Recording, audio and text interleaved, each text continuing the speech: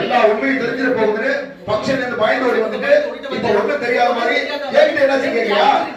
Rascal எதுக்கு புள்ள அடிக்கிற? அவன் என்ன தப்பு பண்ணா? அவன் என்ன தப்பு பண்ணான்னு தெரியாமதான் உங்க பிள்ளைக்கு அவசர அவசரமா இந்த துளசி கல்யாணம் பாக்குறீங்களா?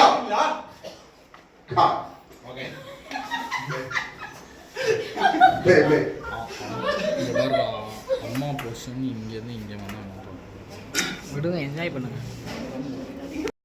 ரெடி ஃபார் பண்ணீங்களா சார்? சார் நான் சொல்றத கொஞ்சம் கேளுங்க சார். பாருங்க சார், போலாம் சார். ஆனந்தி நீ பயப்படாத, நான் இருக்கேன். அவளே எதுக்கு மறைக்கிறீங்க? நீங்க என்ன வேணா பண்ணுவீங்க, அத கேட்க யாரும் நினைச்சீங்களா? ஏய் ஃப்ராட்.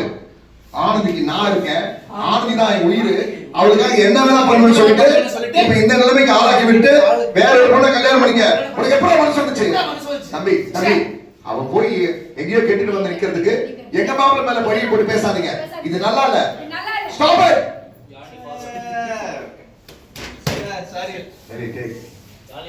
அம்மா இன்னும் எமோஷன் வருமா பேபிமா? அவர் சட்டையை பிடிக்கும்போது எல்லாரும் மறுபடியும் அந்த பழைய மூடுக்கு வரணும். சட்டையை பிடிக்கும்போது வேடிக்கை பார்க்க கூடாது சார். இனிமே நான் யாரும் நம்ப தயாரா இல்ல சார். நடந்த உண்மை என்னன்னு தெரியாம மாமா மேல பழி போட்டு பேசிட்டு இருக்கீங்க. ஆனந்தி இந்த நிலைமைக்கு காரணம் மாமா இல்லன்னு ஆனந்திக்கே தெரியும்.